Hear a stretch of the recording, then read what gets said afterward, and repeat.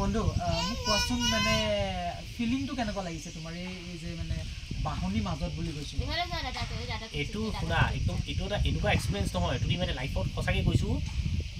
চব জেগাত নাপোৱা মানে মই এইখিনি কথা ক'লোঁ মানে ৰিয়েলি ভাল লাগিছে এখন নতুন জেগা নতুন ঠাই অৰুণাচলত আহি পেলাই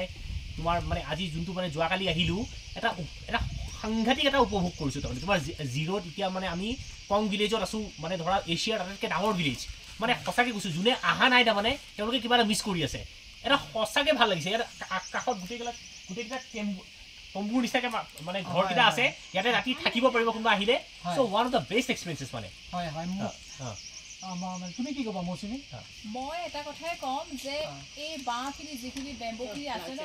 তাৰ মাজত এই মানে তম্বুকেইটাই মানে কি হয় এটা এক্সট্ৰা মানে পিচ দিছে মানে আমি ইয়াত যথেষ্ট শান্তি পাইছোঁ মানে ইয়াত এই জেগাটো মানে স্পেচিয়েলি আপুনি মেডিটেশ্যন কওক য়োগা কওক ন সেইখিনিৰ কাৰণে এই জেগাটো খুবেই চুইটেবল হয় সাংঘাতিক নেচাৰেল পৰিৱেশ হয় আৰু আমাৰ মাজত বাইদেউগৰাকী আছে বাইদেউগৰাকী এতিয়া চাহ লৈ আহিছে আমাৰ কাৰণে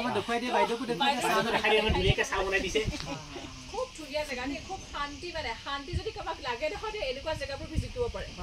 খুব ধুনীয়া তাৰমানে মেডিটেশ্যনৰ কাৰণেও আপুনি কি ক'ব ভাল লাগিছে ভিউটো মানে একদম বাম্বু আৰু বেম্বু চেম্বু চব আছে আৰু ইয়াতে ফায়াৰো কিবা কৰিব পাৰে ইয়াতে থাকিব পাৰে ইয়াতে ভাল ভিউ মজা ভিলেজ ভাল লাগিছে আৰু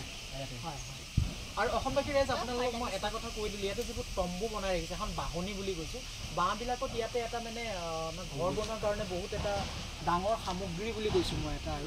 আৰু যিহেতু বাহনীৰ মাজত তম্বুবোৰ বনাই ৰাখিছে আপোনালোকে দেখা পাইছে বহুকেইটা তম্বু আছে ৰাতি থাকিবৰ কাৰণে আৰু এটা বহুত ৰিজনেবল প্ৰাইচ হয় যিটো আপুনি 500-600 টকাত আপুনি সুন্দৰকৈ এসাঁজ ভাতো খাব পাৰিব আৰু সেইবাবে আৰু গোটেইবোৰ তম্বু ইয়াতে আছে আপোনালোকে দেখা পাইছে ভয় কৰিবলগীয়া একো নাই সুন্দৰকৈ থাকে আৰু বৰষুণ আহিলে আৰু ঠাণ্ডা লাগে আৰু জিৰ'টো এটা ধুনীয়া পৰিৱেশ মই বাৰে বাৰে কৈ আছোঁ জিৰ' বহুত সুন্দৰ জেগা চাব আপোনালোকক ধুনীয়া পৰিৱেশটো